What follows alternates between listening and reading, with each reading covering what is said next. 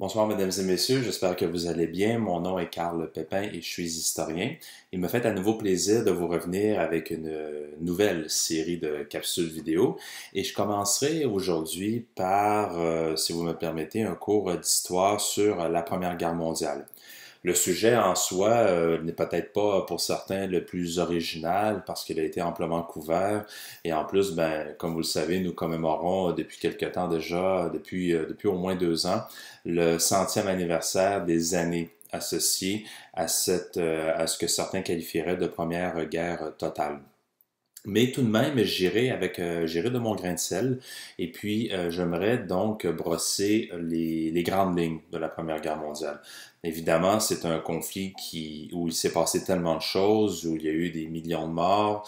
C'est un conflit, comme je le mentionnais tout à l'heure, qui a été largement étudié, des milliers d'ouvrages, sans compter les articles, ont été produits sur cette unique thématique-là.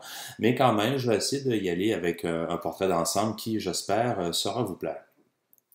Je vais vérifier au déroulement de l'enregistrement, comment ça va se passer. Je le fais un peu en direct en même temps, mais si c'est pas possible, je le ferai en deux parties. Mais dans un premier temps, j'aimerais, comme je le disais tout à l'heure, compte tenu de l'ampleur du conflit et considérant les différents angles sous lesquels il est possible de présenter les principales phases, ben, j'ai choisi de présenter d'abord une première partie sur ce qui est convenu d'appeler généralement le front de l'Ouest, c'est-à-dire l'ensemble des opérations qui se sont déroulées en France et en Belgique, naturellement entre le mois d'août 1914 jusqu'à l'armistice du 11 novembre de 1918. La Première Guerre mondiale, elle est justement mondiale parce que, comment je peux vous dire ça, euh, elle s'est déroulée partout. Elle s'est déroulée sur terre, elle s'est déroulée sur mer, dans les airs et sur un ensemble de continents. Donc, on peut la qualifier vraiment de mondiale.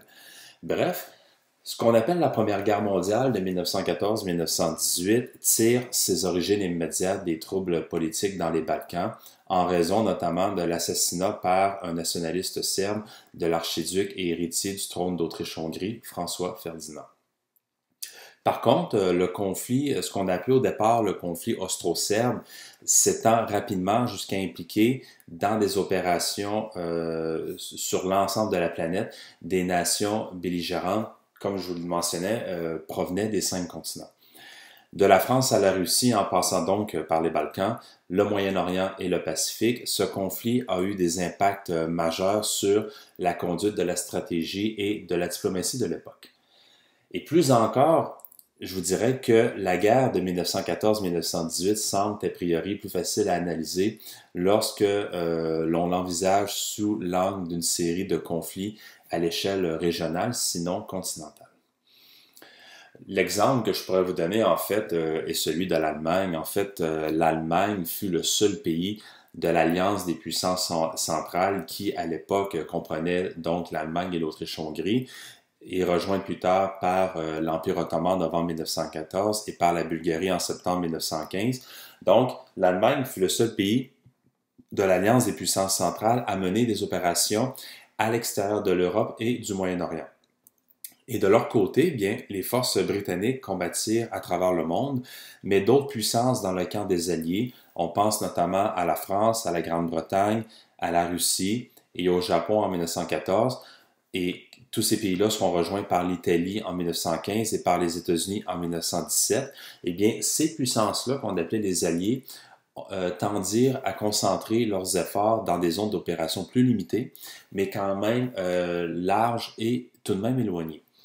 Ce fut le cas notamment du Japon que je parlais tout à l'heure, qui a essentiellement combattu dans le nord du Pacifique, et aussi de la Russie sur sa frontière européenne, ou d'autres nations issues des colonies britanniques et des États-Unis qui envoyèrent d'importants contingents combattre en Europe ou ailleurs.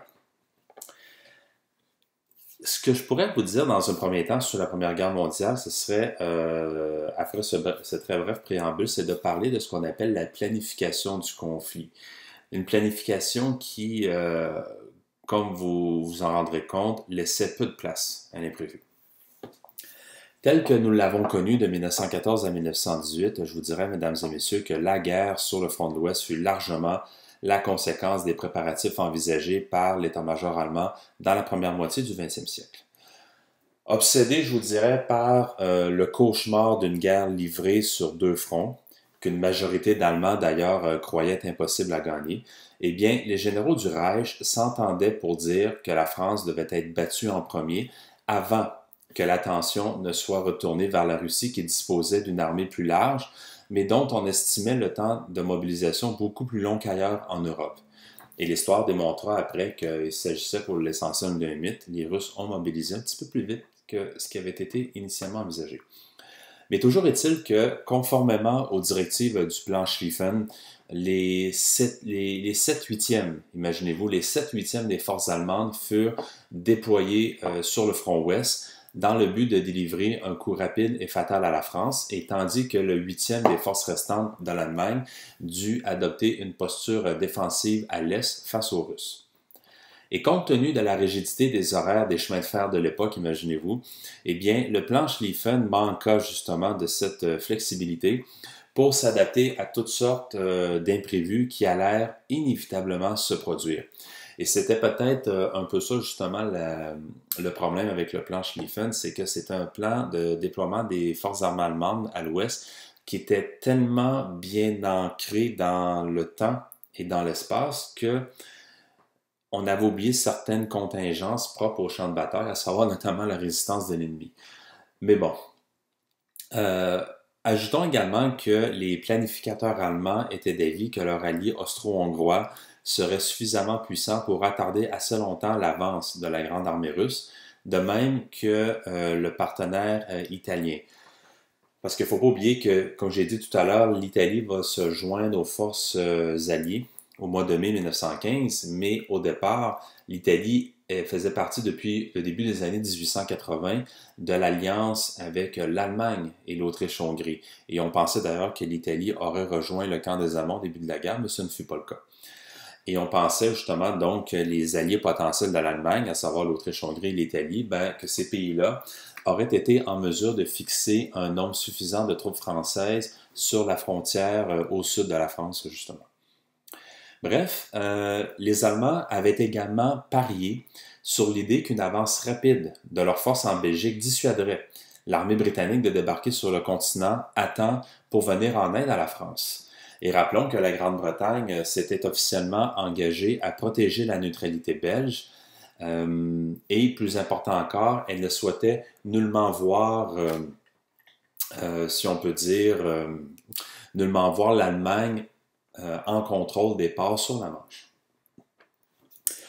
Alors, ce fameux plan Schlieffen dont je vous parlais tout à l'heure, eh bien, ce plan-là prévoyait d'asséner ce qu'on pourrait qualifier de coup brutal à la France au cours d'une courte campagne qui n'aurait duré que 6 semaines, puis se rabattre sur la Russie.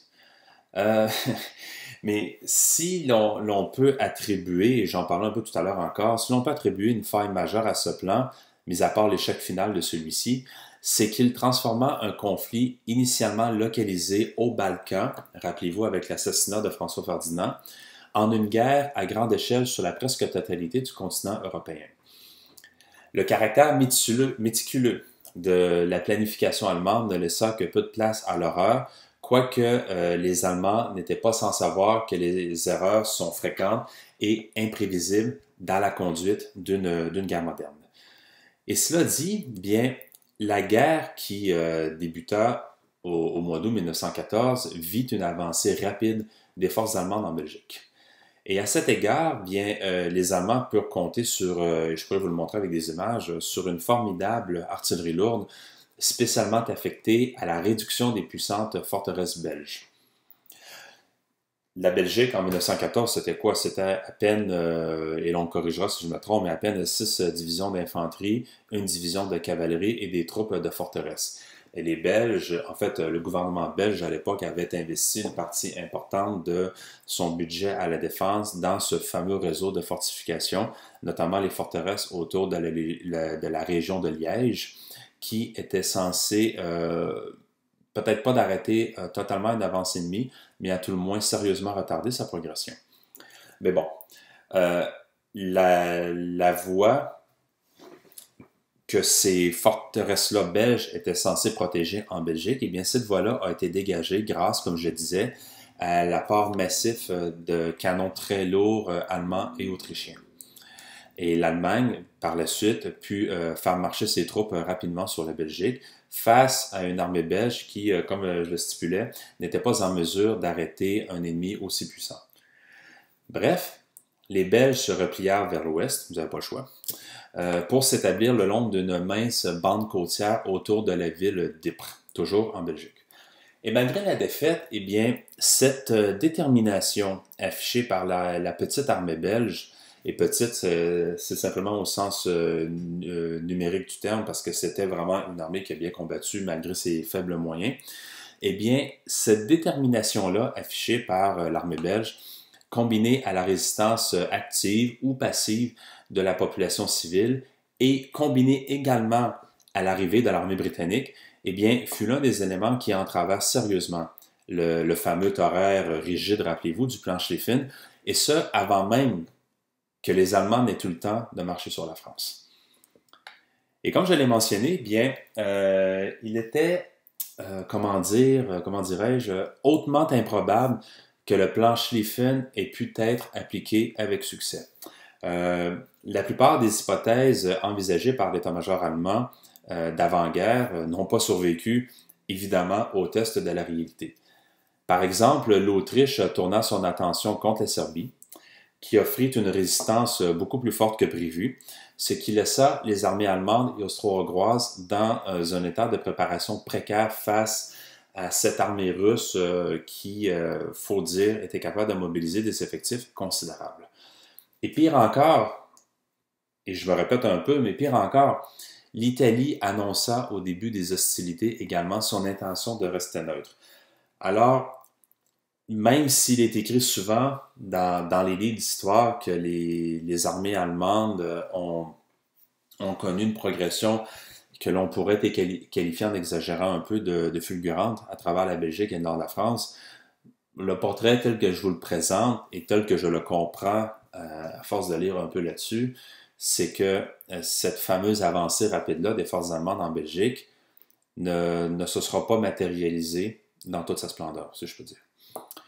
Toujours sur le front de l'Ouest, eh bien, cette résistance-là offerte par la Belgique amena les troupes allemandes à des actions de représailles contre les civils.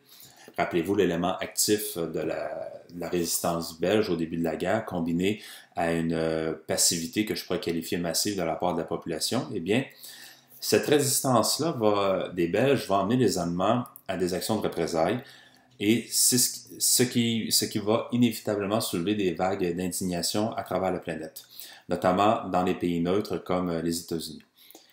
Et plus important encore, sur le court terme, eh bien, l'invasion de la Belgique provoqua l'entrée en guerre de la Grande-Bretagne, qui dépêcha, dis-je bien, sur le continent sa petite armée professionnelle qui était bien entraînée et bien équipée. Rappelons qu'à l'époque, l'armée britannique avait à peu près, en termes de division, environ la même taille que l'armée belge. On parle d'environ 6 divisions d'infanterie, une division de cavalerie, son artillerie et des unités d'appoint. Et considérant qu'il fallait pour les Britanniques laisser une division en Irlande, eh bien, ça ne laissait pas beaucoup de troupes pour le continent. Mais par contre, l'armée britannique, comme je le mentionnais, était une force militaire hautement professionnelle et bien entraînée. Et cette dernière variable-là, à savoir l'intervention d'une force expéditionnaire britannique sur le continent, eh bien, n'avait pas réellement été prise en compte dans les calculs du plan Schlieffen. Schlieffen, en passant, qui était Alfred von Schlieffen, le chef d'état-major allemand qui, si je me rappelle bien, a pris sa retraite en 1906, mais qui avait conçu au tournant du siècle, en fait, un plan d'invasion de la France. Plan qui d'ailleurs sera repris par ses successeurs, oui, à l'état-major général allemand. On pense entre autres à Helmut von Moltke, le plus jeune, donc qui a été le chef d'état-major de l'armée allemande, qui va reprendre les idées de Schlieffen. Bref, ça m'amène à vous parler du point suivant, à savoir quelle a été spécifiquement cette fameuse campagne militaire-là de 1914 sur le front de l'Ouest, toujours en Belgique et dans le nord de la France. Considérant les horaires du plan Schlieffen bousculés, comme je le mentionnais, eh bien, les Allemands furent contraints d'abandonner l'idée d'investir Paris et ils s'arrêtèrent en conséquence non loin de la capitale française. De plus, les Allemands durent transférer d'importantes forces à l'est car les Russes parvinrent à implanter un plan de mobilisation graduel et efficace qui leur permit de placer leurs unités sur le terrain de manière beaucoup plus rapide que qu'on eût cru possible. Et face à cette menace et avec des forces insuffisantes pour arrêter une invasion russe de la mère patrie, eh bien, les Allemands n'eurent d'autre choix que de transférer rapidement des divisions du front ouest qui commença pour sa part à se stabiliser, je vous dirais, aux alentours, quelque part en octobre-novembre de 1914. Et d'ailleurs, cette défense du front de l'Est, en fait, cette défense de l'Est de la Prusse, confirma ce que beaucoup redoutèrent en Allemagne, soit la fameuse guerre livrée sur deux fronts, une anticipation des hostilités qui hanta et qui hantera littéralement les planificateurs pendant tant d'années. Nulle part la victoire, donc, à la fin de 1914 n'avait été acquise par les Allemands, d'autant qu'à l'ouest, les Français qui, rappelez-vous, pendant les premières semaines des hostilités, s'étaient saignés à blanc par des offensives, mais des offensives ô combien futiles, de grande envergure en Alsace-Lorraine, eh bien, les Français étaient, malgré des pertes catastrophiques, on pense entre autres à la bataille de Morhange du 22 août 1914, dans laquelle quelques 27 000 soldats français ont été tués, sans compter les blessés et les disparus, eh bien, ces Français-là, cette armée française-là, étaient parvenus à arrêter l'ennemi lors de la célèbre bataille de la Marne du mois de septembre. Et si vous le voulez, éventuellement, je préparerai un autre cours sur la bataille de la Marne en tant que telle, qui, dans mon esprit à moi, malgré toutes les erreurs tactiques qui ont pu être commises de part et d'autre, c'est une bataille que l'on peut qualifier d'épique. Mais bon, dans le propos qui nous concerne pour l'instant, à savoir la campagne de 1914, eh bien, je vous dirais que chaque camp s'embarqua alors dans une série de manœuvres visant à déborder le flanc de l'adversaire dans ce qui fut appelé ultérieurement, et par erreur d'une certaine manière, la fameuse course à la mer. En fait, la course à la mer, qu'est-ce que c'est? Ben d'abord, il ne s'agit pas d'une course au sens propre du terme et encore moins de déplacement rapide des armées, ça c'est pas vrai. Pour la simple raison que ces dernières ne pouvaient pas faire bouger de larges unités d'infanterie et d'artillerie afin de tourner en vitesse le flanc adverse. Et par conséquent, eh bien, les deux camps sur le front ouest s'affrontèrent à l'automne de 1914 dans une série de batailles dans les Flandres pour le contrôle ultime de la côte de la Manche. Et parmi les célèbres batailles tout à l'heure, ben, après la Marne en septembre, on notera les fameuses batailles de l'Isère et d'Ypres en octobre et en novembre 1914 en Belgique. Et ces engagements ne furent pas concluants, dans la mesure où la réalité de la guerre moderne conféra dès le départ un net avantage aux défenseurs, même face à un assaillant des plus agressifs. Et je le mentionne à nouveau, on se rappelle les fameuses attaques de l'armée française en Alsace et en Lorraine en 1914. Ce n'était ni la bravoure ni l'agressivité qui avaient manqué aux forces de la République, mais face à un défenseur également aguerri, agressif à sa façon et surtout armé de mitrailleuses et de canons de campagne à tir rapide, eh bien, malheureusement, les fantassins n'avaient que bien peu de chance.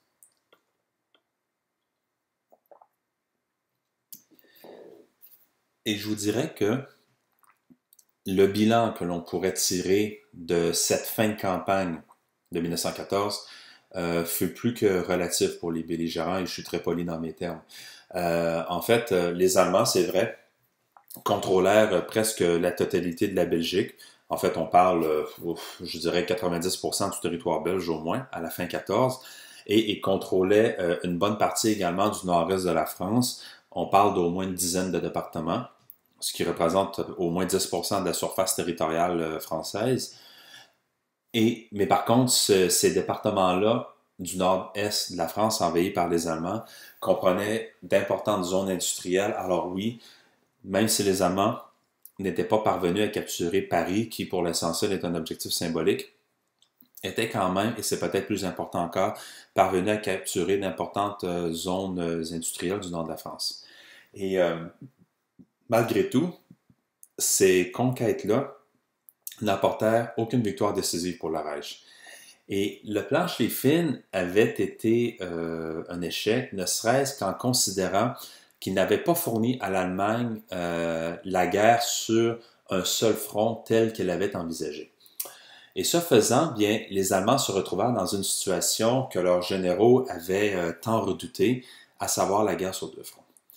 Et dans ces circonstances, les Allemands n'eurent d'autre choix que de s'enterrer, choisissant autant que possible un terrain en hauteur. Et ça, c'est une caractéristique de la guerre de 14-18.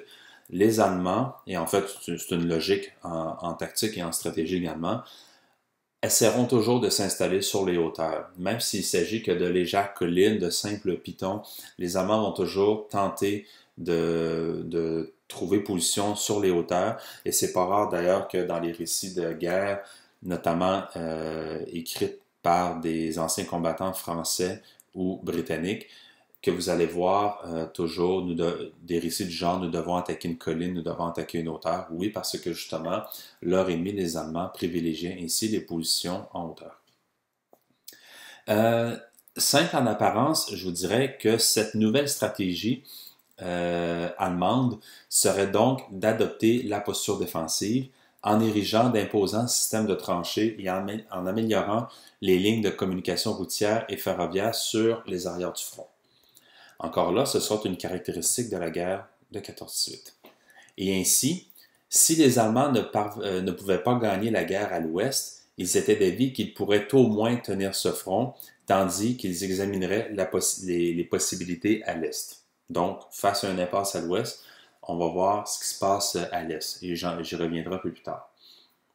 Je vais rester quand même sur le front ouest pour maintenant aborder, comme vous allez le voir à l'écran, les années qu'on appelle de stagnation majeure du conflit, à savoir les années de 1915 à 1917 inclusivement. Cette impasse. Donc, c'est le seul mot qui me vient à l'esprit lorsqu'il s'agit de nommer ce chapitre-là de la Première Guerre mondiale à l'Ouest, c'est tout simplement une impasse. Pourquoi? Bien, d'un côté, les Alliés ne pouvaient pas rester sur la défensive, et pour gagner la guerre, eh bien, ils devaient trouver une façon d'expulser l'envahisseur allemand de la Belgique et de la France, ce qui incluait les fameuses provinces perdues d'Alsace-Lorraine.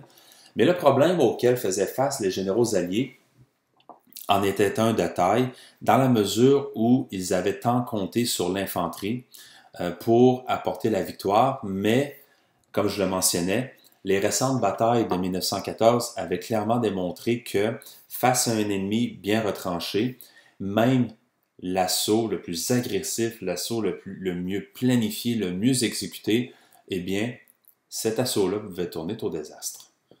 Et en cela, eh bien, on peut penser que même les plus têtus des généraux avaient compris ce principe, contrairement à un énoncé souvent véhiculé concernant l'entêtement, l'insensibilité, voire la stupidité de certains commandants de la guerre de 14-18.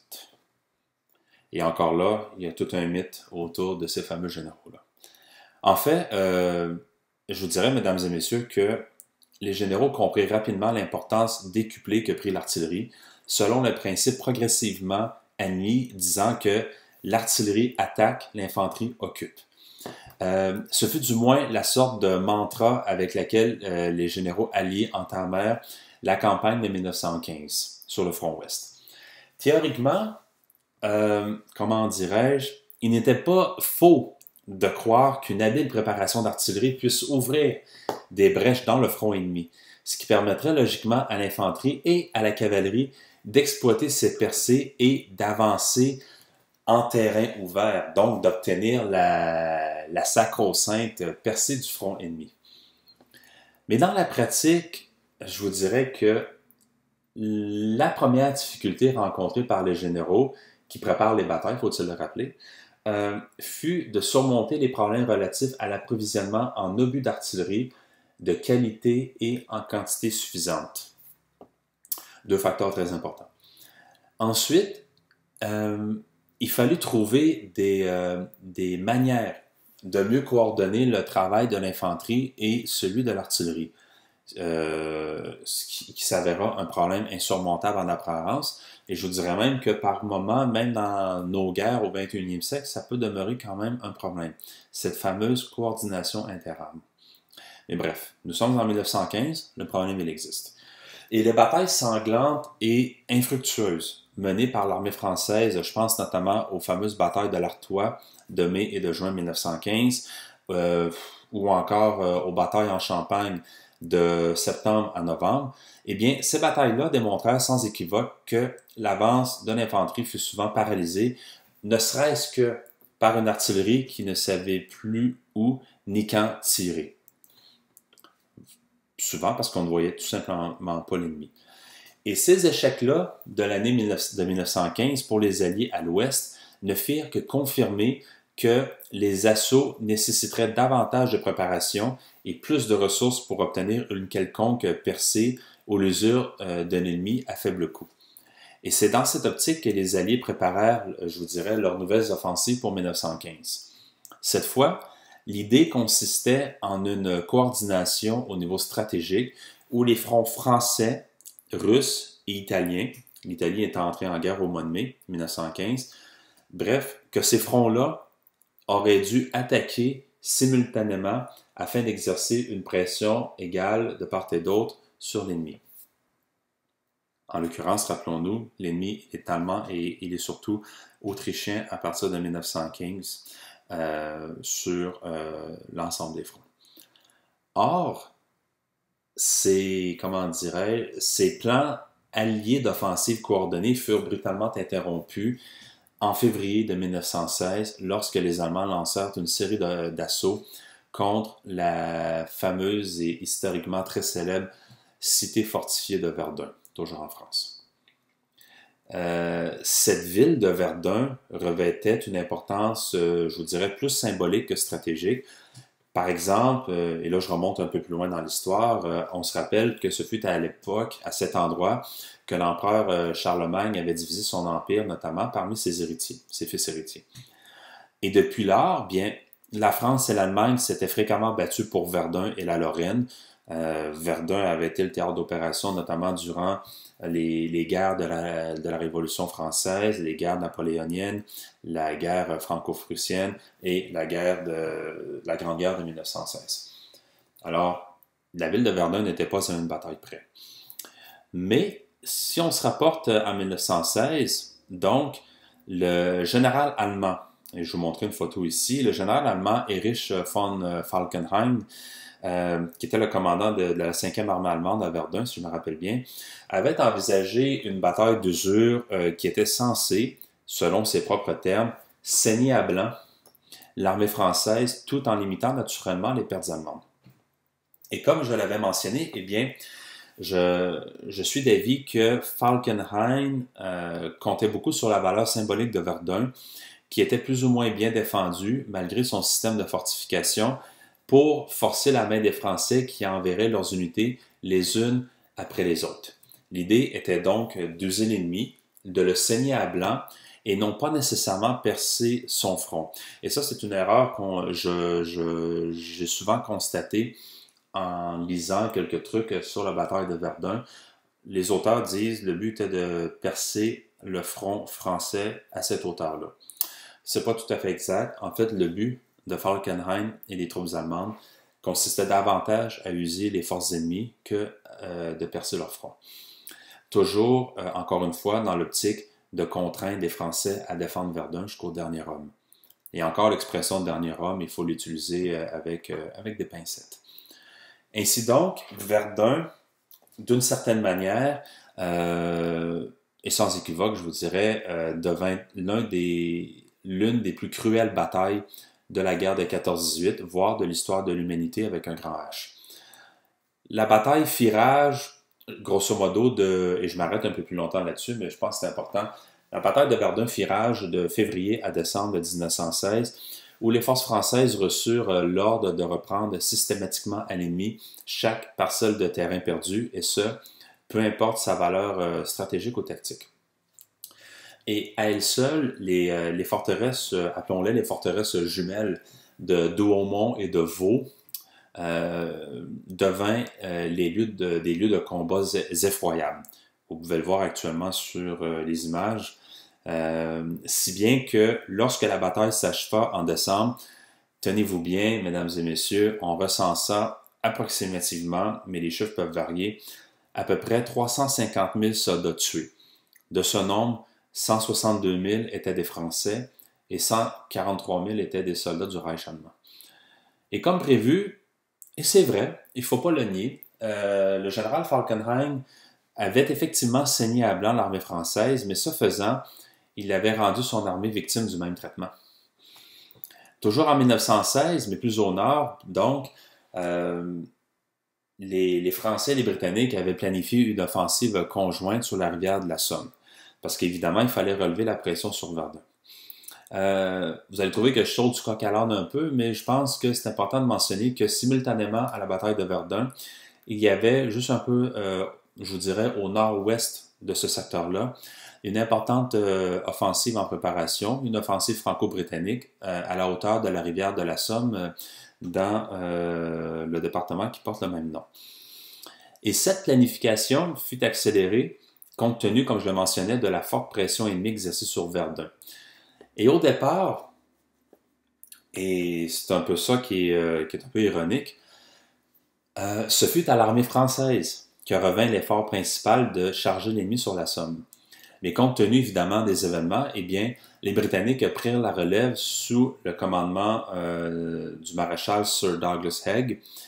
Et la vision stratégique du maréchal Haig, de cet ancien officier de cavalerie qui n'avait, pour ainsi dire, pas beaucoup stratégiquement et tactiquement évolué depuis 1915, eh bien, l'idée du maréchal Haig consistait à pilonner systématiquement et sans interruption les lignes ennemies pendant une semaine, après quoi l'infanterie pourrait sortir de cette tranchée et avancer tranquillement vers l'objectif.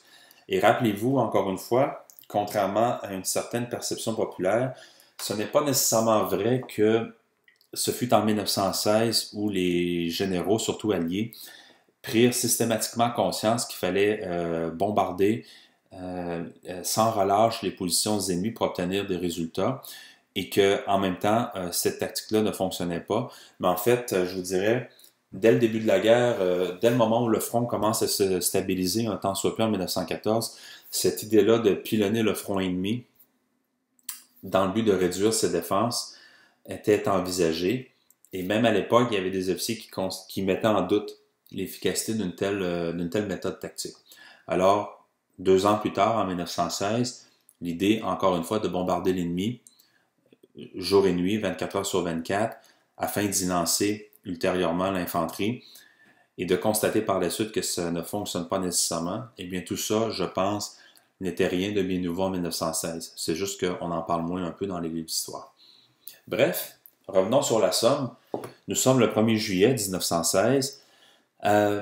Et comme je le mentionnais un peu indirectement, quelques heures avant l'assaut, eh bien, cette cadence-là du bombardement franco-britannique atteignit 3500 obus à la minute, ce qui créa, vous pouvez l'imaginer, une atmosphère assourdissante dont les contemporains diront que le bruit de la canonnade sur la Somme aurait été entendu jusqu'à Londres, en Angleterre, imaginez. Et en face, eh bien, les Allemands vécurent assurément une semaine d'enfer sous le vacarme des obus d'artillerie qui tombèrent dans et autour de leurs tranchées. Mais par contre, ces derniers étaient bien protégés dans leurs abris, dont certains pouvaient atteindre une profondeur de 10 mètres. Et généralement, ces fameux abris où s'enterrèrent les troupes allemandes n'avaient pas été détruits, ce qui avait laissé du temps aux mitrailleurs allemands de remonter à la surface et d'installer leurs pièces, leurs mitrailleuses, puis faire feu en direction de l'infanterie franco-britannique. Et à eux seuls, les Britanniques eurent près de 20 000 fantassins tués pour la seule journée du 1er juillet 1916. Journée qui demeure encore maintenant la journée la plus sanglante de toute l'histoire de l'armée britannique. Alors voilà un peu pour les combats de 1916 à l'ouest. Maintenant, je vous emmène dans un autre volet, toujours sur le front ouest, en respectant toujours la chronologie. Maintenant, je vous transporte, mesdames et messieurs, aux années 1917 et 1918, que j'ai tout simplement intitulé, sans aucune subtilité, j'ai qualifié ça, ces années-là, au pluriel, de désastre et de déblocage. Et vous allez comprendre pourquoi. Par conséquent, l'année 1917, donc l'année 1916, s'était achevée sur des déceptions. Arrêt des forces allemandes à Verdun, stagnation, déception sur le front de la Somme. Dans les deux cas, usure des armées belligérantes. Et en 1917, eh bien, il s'agira d'une année qui va débuter un peu à l'image de ce qu'avait été 1915, je vous dirais, soit avec des troupes allemandes une fois de plus engagées dans des opérations défensives et avec les Alliés qui cherchent d'autres manières de casser l'impasse sur le front. Et ces derniers tentèrent deux offensives désastreuses cette année-là, en 1917, dont la première au mois d'avril au Chemin des Dames, en Champagne. À cette époque-là, le nouveau commandant-chef des armées françaises, qui était le général Robert Nivelle, qui était un colonel d'artillerie au début de la guerre, eh bien, le général Nivelle parvint à convaincre la classe politique de son pays, et même la classe politique de d'autres pays, qui pouvaient reproduire à plus grande échelle ce que j'appelais tout à l'heure ces fameux barrages roulants d'artillerie qui précédèrent l'avance de l'infanterie. Et lorsque bien coordonné, eh bien, dans l'esprit de Nivelle, le tir pouvait effectivement réduire au silence les mitrailleuses adverses et couper les réseaux de fils de fer barbelés. Et je vous dirais que dans bien des cas, et certains sont peut-être en désaccord avec moi, mais ce qui était le plus difficile, ce n'était pas tant de détruire les nids de mitrailleuses ennemies, ça peut se faire par une opération de flanquement le moindrement bien menée, mais le plus compliqué, c'était de détruire les fils barbelés. Et ensuite, eh bien, les nouveaux chars d'assaut devaient avancer à leur tour dans ce qui apparaîtrait comme l'une des premières tentatives d'envergure de coordination chars-infanterie de la Première Guerre mondiale. Et n'allez pas penser, mesdames et messieurs, que ce personnage, Robert Nivelle, malgré son charme, malgré son charisme, malgré son art de la persuasion, malgré le fait qu'il parle anglais, donc il a pu convaincre bien des hauts dirigeants britanniques de la réussite potentielle de son offensive, eh bien, pour répondre aux nombreuses critiques quant à la réussite de l'assaut, eh bien, Nivelle fit preuve, et cela fut, je pense, assurément une erreur, d'une plus grande transparence en expliquant en détail les plans de son assaut. Je vais vous dire pourquoi. C'est que combiné à l'excellente reconnaissance aérienne faite, non pas par lui, mais par l'ennemi, par les forces aériennes allemandes, eh bien, cette erreur-là de Nivelle enleva à l'offensive l'élément capital de la surprise. Ça, je vous dirais, c'est ce qui a tué, dans tous les sens du terme, le plan de Nivelle. C'est ce qui a tué les troupes françaises sur le terrain. La perte de l'effet de surprise. Ce faisant, les Allemands ont eu tout le temps nécessaire pour se replier sur des positions arrière mieux aménagées, si bien que l'artillerie française s'attarda à pilonner une première ligne allemande quasiment vide de soldats. Mais comme prévu, donc, les Allemands reculent de quelques kilomètres. Pourquoi? Parce qu'ils savent pertinemment qu'il va y avoir un assaut. Mais comme prévu, donc, la bataille du Chemin des Dames débuta le 16 avril 1917 et pendant 4 jours, l'infanterie française avança courageusement vers un ennemi qui l'attendit de pied ferme, dans des positions défensives presque intactes.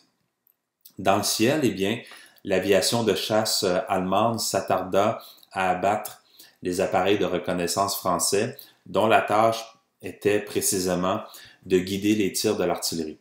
En clair, compte tenu que une bonne partie de l'aviation de reconnaissance française n'a pas pu accomplir sa tâche, eh bien, au sol, l'artillerie française tira littéralement à l'aveuglette, alors que celle des Allemands fut habilement guidée par l'aviation et des observateurs au sol.